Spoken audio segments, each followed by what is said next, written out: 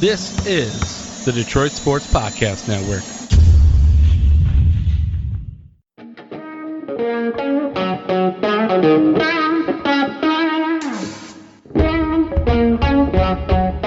The biggest icon in podcasting.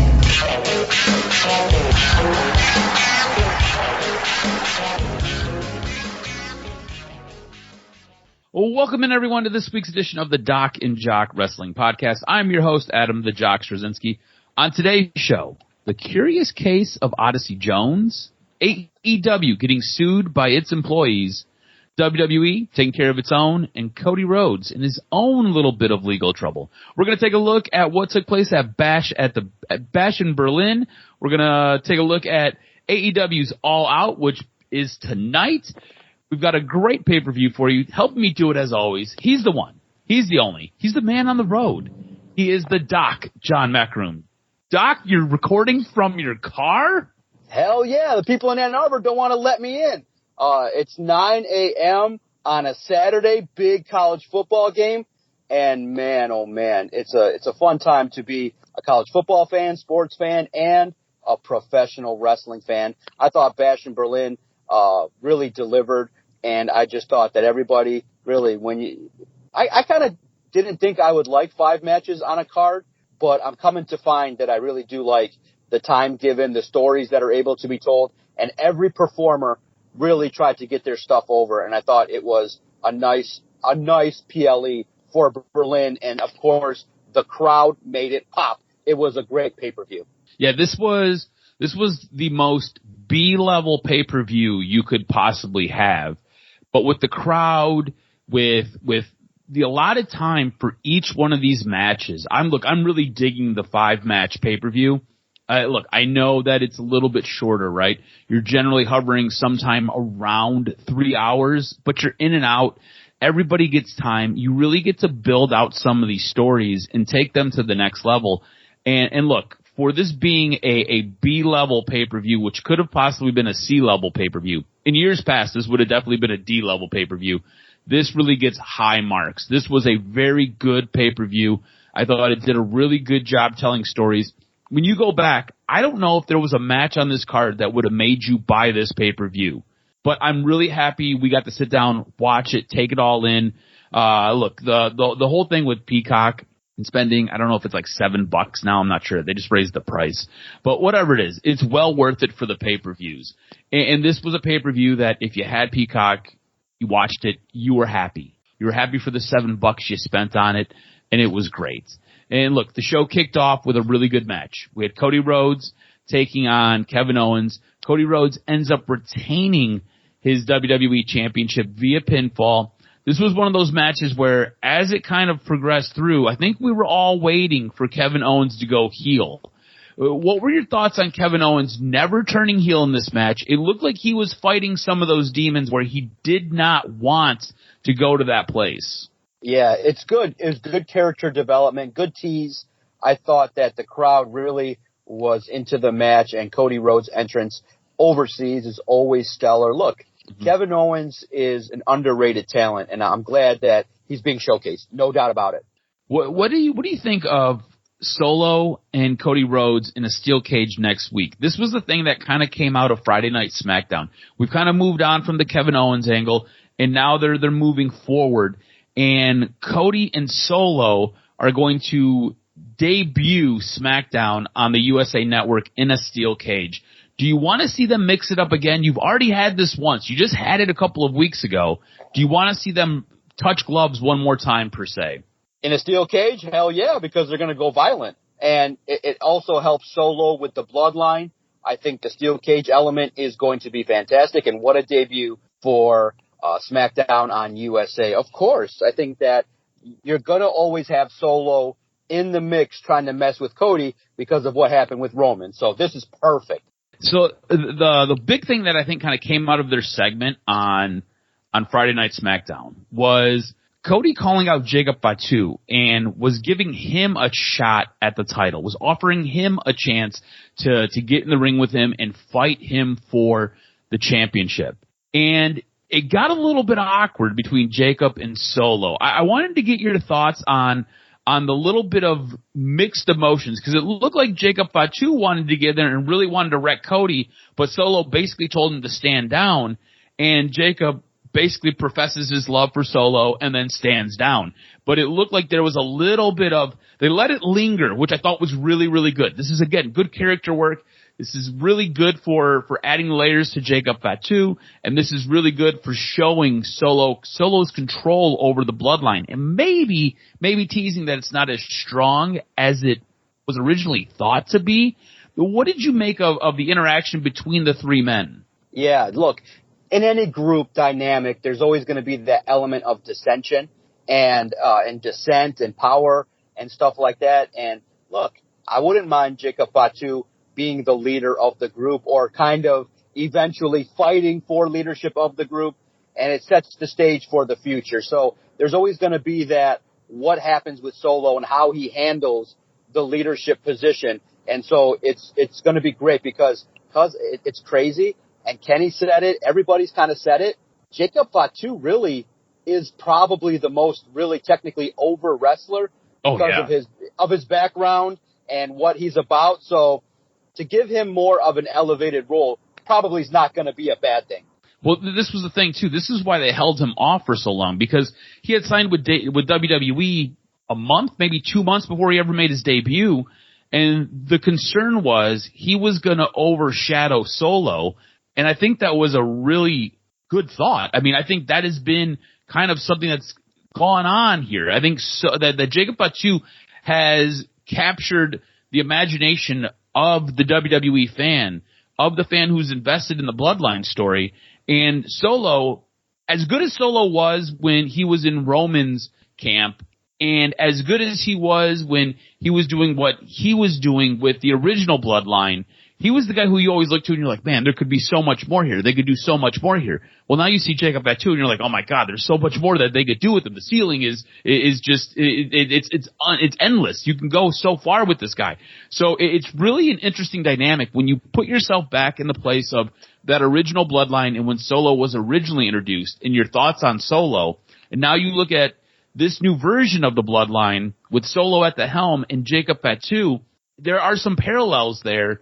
And it does seem like the potential is endless for Jacob Fatu. He's been absolutely fantastic and a wonderful addition to the storyline. After this match, we had Bianca Belair and Jade Cargill. They retained the WWE, or they regained the WWE Women's Tag Team Championships by defeating the Unholy Union. Now look, this was, yes, I know. This to me, I don't think helped anybody. When we did our picks, the only person this helped was me, because when we did our picks, I thought Bianca and Jade were going to get these belts. But the Unholy Union is a group that you called up from NXT. It's a group that you put the Tag Team Championships on. The Tag Team Championships haven't meant anything for ever and a day now. The Unholy Union has been beaten by a bunch of people. They've been in these weird matches where they've kind of eked out wins, or they've lost, but they've not lost their championships. They've done nothing since they've been on the main roster except be booked poorly. To me, you've done nothing here to elevate these tag team championships, and you've done nothing to elevate this group that you brought up from NXT. And I feel like this group is going to have a hard enough time getting their gimmick over that they have. In NXT, I feel like it works. On the main roster, I don't think it does. So I'm not sure what they're trying to do here, because I don't feel like this did anything for anybody. What were your thoughts on, look, I already know that you're upset because of who won the belts here, but what are your thoughts on Unholy Union? Yeah, it's like the tag belts are a 45 to 60 day reign back and forth. That's like what AEW did that pissed everybody off. So, to me, look, you can further storylines along, and I think that you could have moved in the direction of a loss at the same token, look, I get it. You want the belts on a more established team, a more over team, but at the same token, you could have gotten the Unholy Union more over by getting a win where many people kind of were expecting that they were going to lose. So that's how you continue. Like Bianca Belair and Jade Cargill would have had nothing impacted by them to have this loss. And I think that you could have planted the seed of Jade making a mistake and starting where Bianca's a little bit pissed, and you don't have to go all the way with it, but you can plant the seed of dissent. So, look, I get it. I can see why they did it, but in the end, the best way to describe it is, if this was the plan, they shouldn't have lost it in the first place. They should have just kept going through these opponents and established a tag title, because I think you did far more harm to the tag belt, to the unholy union, than you did by getting this win for the two superstars. So I was disappointed in the result. I agree with you 110%. I don't feel like you helped elevate anybody or anything. Even Bianca and Jade, I don't think they get a rub off of winning these belts back. So it doesn't make a whole lot of sense to me with what they did.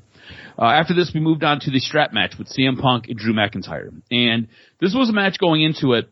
I wasn't exactly sure how we were going to get to that third match. I wasn't exactly sure where we go after this match, right? To me, I wasn't even necessarily sure why we have this match, but we do have this match. CM Punk ends up defeating Drew McIntyre. First off, I want to get your take on having the match, the strap match, where you have the four corners that have to be touched as a stipulation. To me, it is incredibly silly and it kind of overcomplicates everything. It played a role in this, and they made it work, but I usually don't like it. If it's a strap match, I just want you to use the strap to beat the shit out of each other. What were your thoughts on having to touch the four corners and watching it play out? Yeah, I thought the match was violent. I thought it was intended for what it needed to be. CM Punk, thankfully now in two matches, has looked really good. My perception is like most. It didn't need it. It just made it so that we have a series of aggressive moves. Now he's got to go to the corner. So I wasn't a big fan of it, but I could understand where the intention is. It's kind of an old traditional strap match, but I could have did without it. But I love the result. I love the way the match went down. I thought it was told well. The violence of it. My goodness, these guys are really, really showcasing how much hate they have for each other, and the disdain for each other was really showcased. And to get CM Punk after the match to get his bracelet back, I thought was a nice touch, and the crowd really, really fed into that. Yeah, so then that leads us to Monday night, where Drew McIntyre and CM Punk confront each other, and what happens is Drew ends up destroying the bracelet.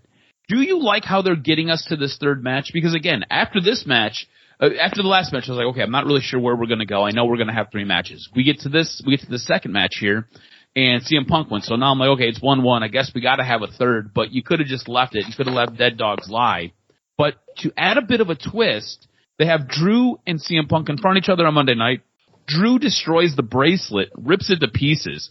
I thought that was a nice little touch. That was a nice little bridge to get us to the third match. What are your thoughts on this being the impetus to get us to that third match?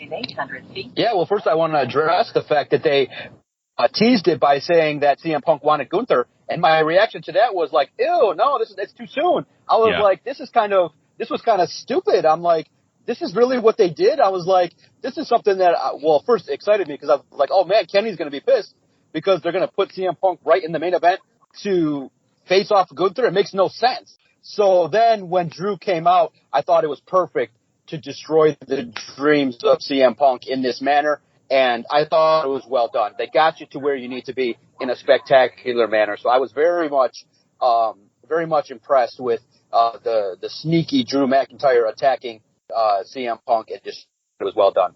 So then after this, we ended up having our mixed tag match. Damian Priest, Rhea Ripley, they ended up defeating Dirty Dom and Liv Morgan.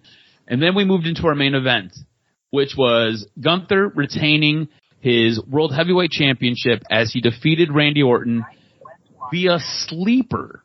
I don't know the last time I can tell you I've seen a sleeper hold win a match, but it wins a match here. This was just an old-fashioned type of match. Like, the ring tables were used.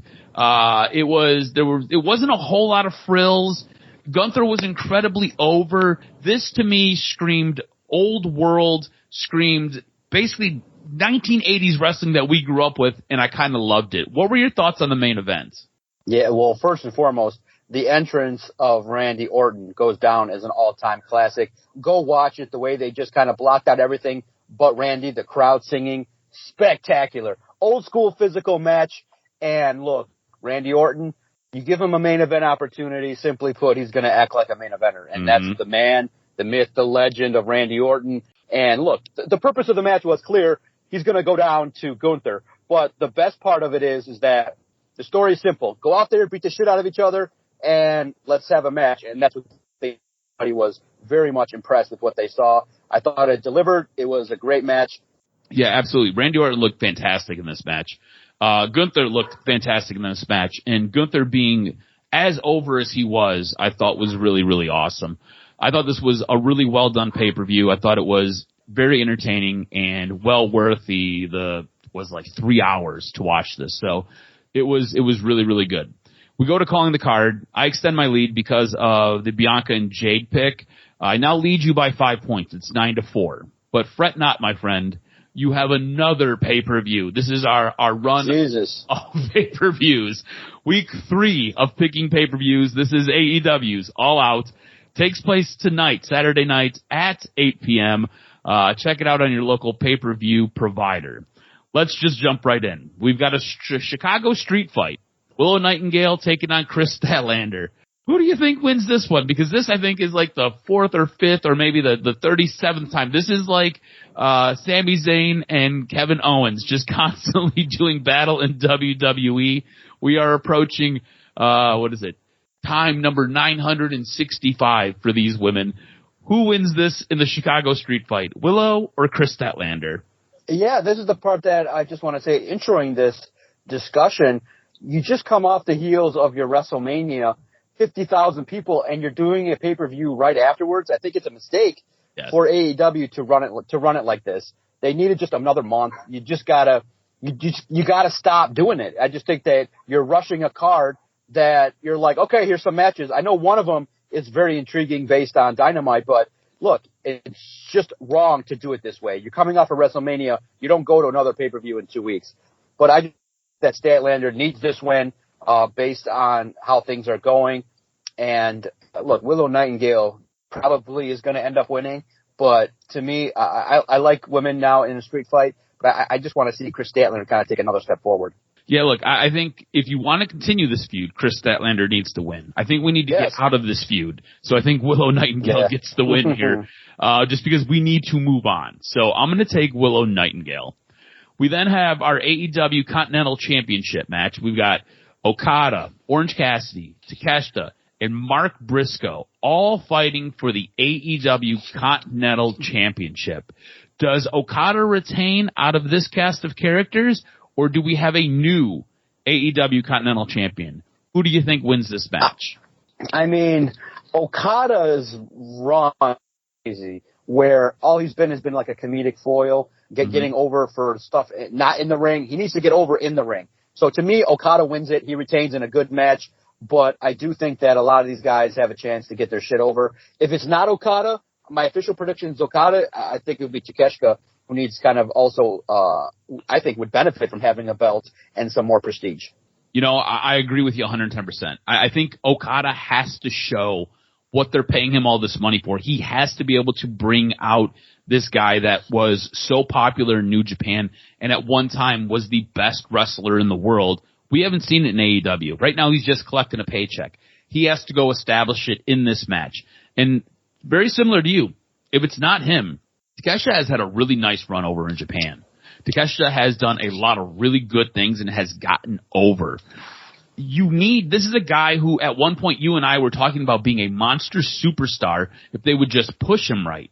They never pushed him right. That flame fizzled. He goes over to Japan and he reignites it in Japan. If you want to get it done over here, now is the match against the guy like Orange Cassidy, Okada, and Mark Briscoe.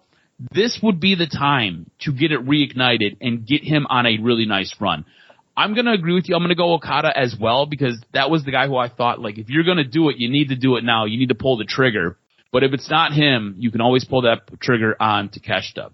All right, next we've got our Steel Cage Lights Out match. We've got Swerve Strickland versus Hangman Page. Real quick, I wanted to get your thoughts on the closing segments of Dynamite where Hangman burns down Swerve Strickland's home. Earlier in the night, they show Swerve Strickland closing on purchasing his childhood home, something that he couldn't do until he signed that new contract with AEW. Hangman at the end of the night finds the home and then burns it down. What were your thoughts on this? Look, man, I thought it was great because people were like, oh, something could happen. And then what they did cinematically was spectacular. It brought back memories of great feuds in WWE. It was like, wow. Cinematically, the vision of Hangman sitting in the chair with the house burning, it was well done. For this pay-per-view, this is the match I want to see because of what they did. Well done. Well crafted. So I like the angle, right? And I like the thought of the angle. I think it is well done. What I didn't like was the timing. I feel like you needed Swerve to close on this house last week, and then you could have Hangman burn it down this week. Because to me, timeline-wise, it doesn't make sense with Swerve closing on his house beginning of the show, and then roughly an hour and 55 minutes later, Hangman finds the house and has enough time to put gasoline all over it to then set it on fire and drink a thing of whiskey in a recliner outside. Like, I know it's wrestling. I know we're supposed to suspend disbelief with a lot of stuff. I get it. I buy in. I show up every week and I'm willing to do it. But you gotta work with me. You gotta make this stuff feel real. And this right here has been a money feud for almost 2 years now. This has been the thing that we've been building to. This has been the thing that Swerve and Hangman have been working towards. You had Swerve break into this man's house and basically touch his baby. Like, you sent Hangman on this deranged path. Hangman had to step away. He got suspended for a while. You have all this material. And to me, it just kind of feels like when AEW goes to execute in the biggest moment, they always just kind of fumble the football. They just kind of bobble it. They'll get down to the 1 inch line and they just can't cross the goal. Like, everything was really, really good. You just didn't execute it as good as you probably should have. And that's kind of where this lands for me. I thought it was a fantastic angle. I just felt like you could have executed it and you could have planned it a little bit better, but you didn't. This one is going to be very difficult to figure out here. Do you go Swerve? Do you go Hangman? Both of these guys, fueled by just unadulterated rage and hatred for one another. I don't know where to go with this one. I'm going to pick Swerve. His house got burned down. I think he's going to use that to fuel him. I think Hangman will figure out something else to where he can get back and they can have another match later on. But I'm going to go Swerve for right now. Yeah, I mean, clearly your house gets burnt down. You just lost your title. You need a moment of redemption. So Swerve Strickland wins it, but I can't wait to see this match. Next match, we've got MJF versus Daniel Garcia. Before we get into our pick here, what are your thoughts on this version of Daniel Garcia? To me, he seems a little bit one note. I like what we're seeing from Daniel Garcia. I like him breaking away from everybody else, just kind of doing his own thing. But I don't have any layers to his character. I don't have anything that necessarily feels palpable, right? Like, you can't, like, I don't feel like with MJF, you can kind of, yeah, he's arrogant. Yeah, he's a prick. There are things that you can do, and you can kind of, you almost feel like you can reach out and touch MJF, or you know a guy like MJF. Daniel Garcia, I don't necessarily feel like you necessarily know a guy like Daniel Garcia, or that there's anything that you can kind of personally latch on to. What are your thoughts with Garcia at this point? Yeah, absolutely. I just think that it's a new character. It's going to take time to see what he's about. And look, I think that this is a first opportunity for him to showcase some good, listen, he's got to hold his own against MJF, and he might not win, but I just think that you got to establish this new version of an aggressive Daniel Garcia, probably the character he should have always been. A little bit more rugged, aggressive. You know, most guys from the East Coast aren't dancing and lighting it up in that sense. So this is probably the best version of the character you're going to get. So I'm happy to see it. And now it's just too early to assess. That's what the thing is, that he's been thrust into this situation, maybe forcefully because of what MJF did. But I'm excited because this character has more potential for upside than the other one. Yeah, I agree with you 110%. Who do you think wins this match? Is it MJF or is it Daniel Garcia? No, I think it's MJF. I just think that MJF is somebody that, look, it's not believable. Look, I mean, unless Garcia got help, I get it that, it would be something where he gets revenge, but not against MJF at this time. So to me, I just think that it's going to be a factor of, hey, do your best to get yourself over in this match, but the matchup in and of itself is going to go to MJF. Yeah, I'm kind of in lockstep with you here. The thing that also kind of complicates this and makes me lean towards MJF is Daniel Garcia hasn't signed a new contract yet with AEW. This could be the way to finally write him off until they figure out what his contract's going to be, whether he's going to go to WWE or whether he's going to stay with AEW. I think it would be fantastic if he got a win here. I think it would be great. I really do. But MJF is your prize fighter. That's the guy who earns you the big bucks. I think Daniel Garcia goes out, puts on a good fight, gets over, but MJF is the one who is the one who's leaving with the win. Next, we got our AEW Tag Team Championship match. We've got the Young Bucks taking on Claudio Castagnoli and Wheeler Yuta. No idea how we ended up here, but we're here. I'm going to go Young Bucks. I don't really care about this match.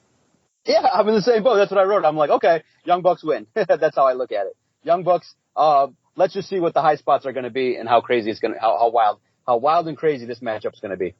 Next, we've got our AEW TBS Championship match. We've got Mercedes Moné taking on Shida.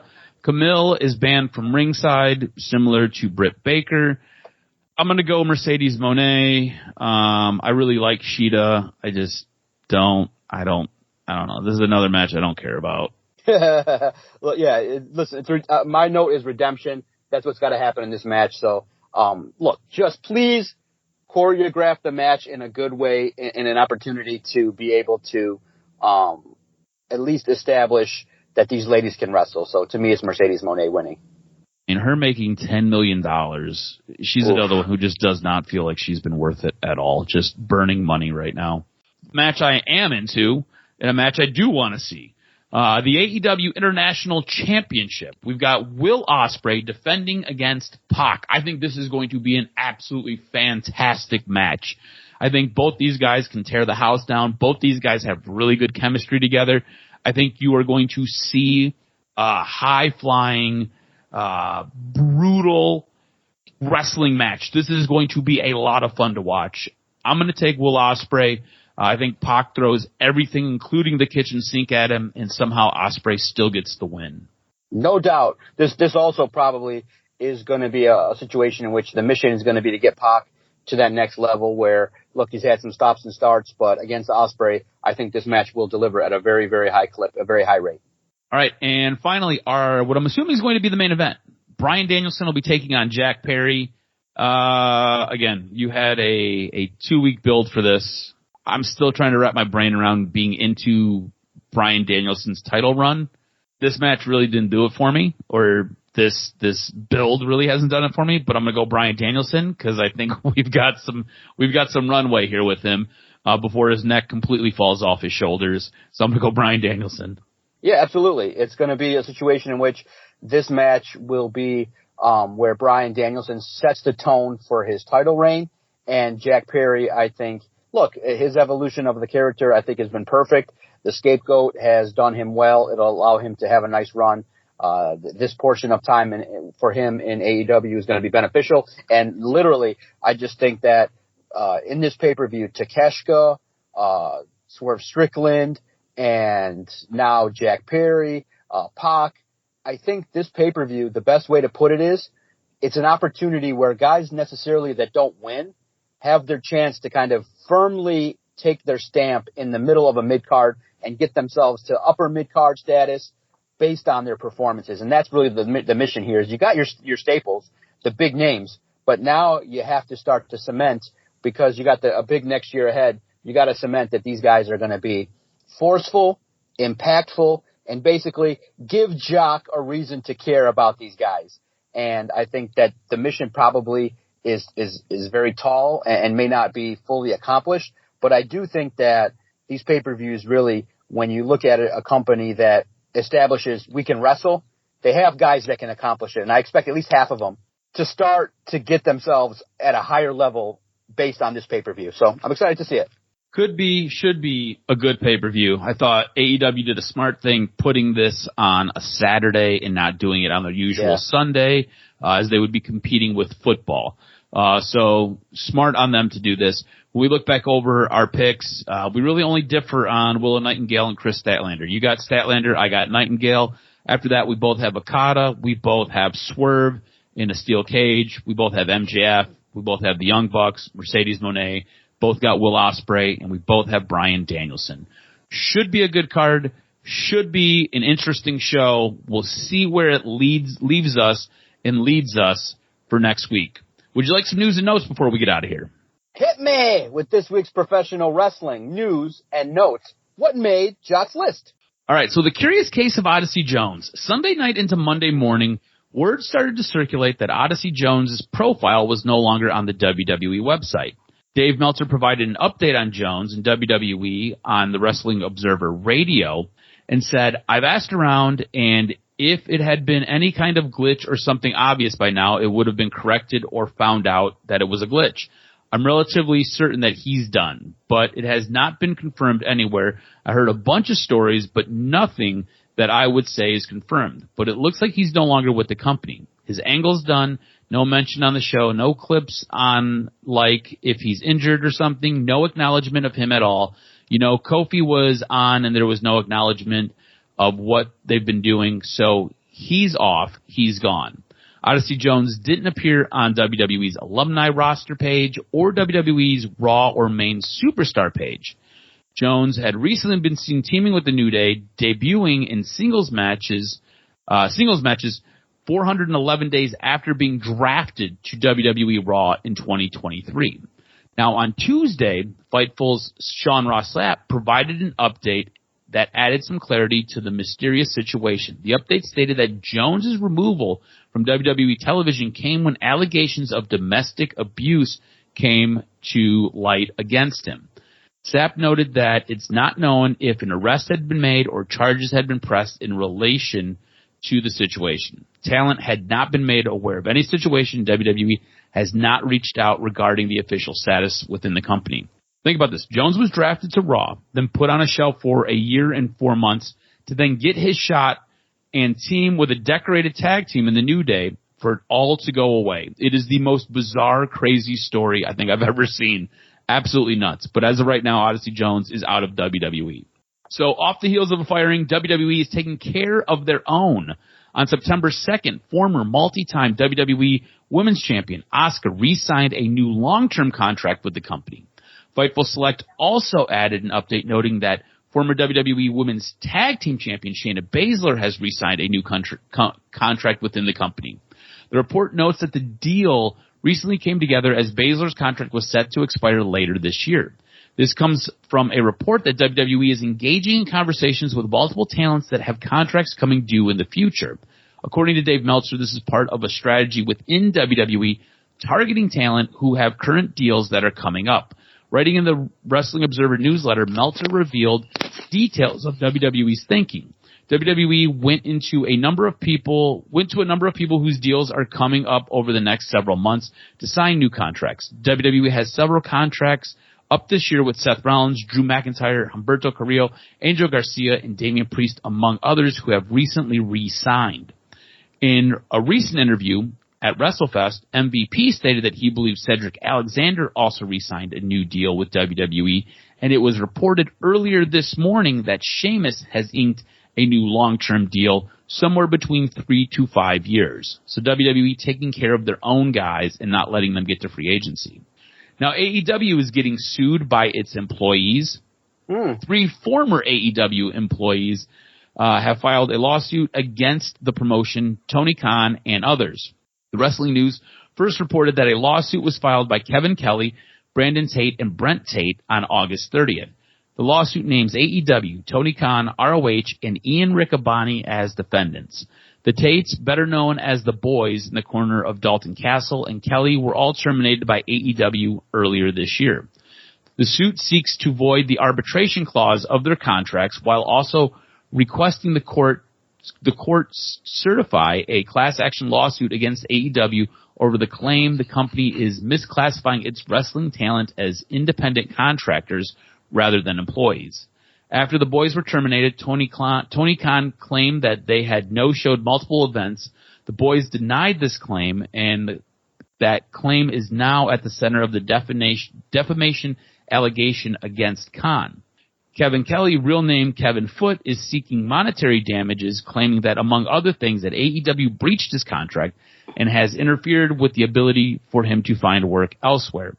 He's also seeking monetary damages from Ian Riccaboni, claiming Riccaboni defamed him by way of social media after accusing him of being a member of QAnon. Staying with legal issues, a lawsuit has been filed against Cody Rhodes, real name Cody Reynolds, WWE, and Fanatics over the use of the American Nightmare phrase. The suit was filed by Wesley Isold, a musician who heads up a band called American Nightmare. A report by Post Wrestling, the suit alleges trademark infringement and breach of contract in intentional interference with contractual relations and was filed in federal court in California. Idsol's American Nightmare band was formed in 1998 and broke up in 2004 before reforming in 2010. Idsol has held a registered trademark for the American Nightmare since 2016, which there was also a little bit more detail on this. There was a negotiation between Cody Rhodes, WWE, and whomever was dealing with the marketing of merchandise, and this band. And basically the agreement was anything that had American Nightmare on it had to have Cody Rhodes' name on it. And the American Nightmare symbol or emblem or logo or wording had to be 75% smaller than Cody Rhodes' name. That way that there was no confusion between the band and Cody Rhodes. This has kind of changed since Fanatics has taken over merchandising. Now there's just a lot of stuff that says American Nightmare on it. No, there'll be no Cody Rhodes, or Cody Rhodes and American Nightmare will all be the same font size.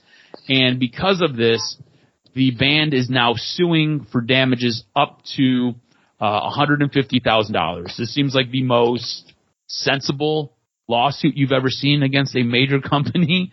There was a deal that was done between WWE, Cody Rhodes, and the band a little while ago. It was like a $30,000 payment that Cody Rhodes gave them so he can use the American Nightmare and use all the stuff. And because Fanatic taking over, I'm not sure what's happened with them kind of breaking this agreement that was made. So we'll see how this gets resolved. I'm assuming this never gets to court. I'm assuming this will get taken care of. And to me, $150,000 seems like a very small amount of money for a massive corporation like WWE and Fanatics. So we'll see what takes place. But that's going to do it for this week's news and notes. Make sure you follow Adam on Twitter at AdamRSTROZ. Follow the network at Detroit Podcast. Lots of good wrestling content. We definitely are fans of all wrestling promotions. So much good stuff going on as the fall approaches. My goodness, storylines are emerging. So many good talents are involved in some good angles. And that's what you can ask for, as I think now everybody clearly understands the way you make money in wrestling is stories. And look, we got to give credit to Joe Hendry. Look, even though he lost at NXT, he got himself again an opportunity. Ethan Page, look, man, that's how he probably should have been used in AEW. Now you get a clear sense of what he can accomplish in NXT. So many good characters. And moving forward, I think that the writing has taken on a whole new positive level in WWE. And it's just an amazing thing to see when writers, producers, and the wrestlers themselves get involved in their stories. And I think something to watch. I think many people are kind of falling flat on Gunther versus Sami Zayn.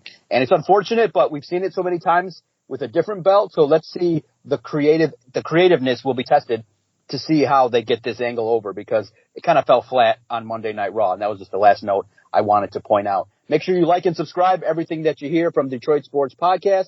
Anywhere that you find your favorite audio content, type in Detroit Sports Podcast and our content will find you. I can't wait to fire it up next week from the studio when we break down what happened from All Out, Raw, SmackDown, and all the things that are happening in the world of professional wrestling. Cuz it's been a great time talking to you. I can't wait to fire it up next week on the latest episode of the Doc and Jock Wrestling Podcast.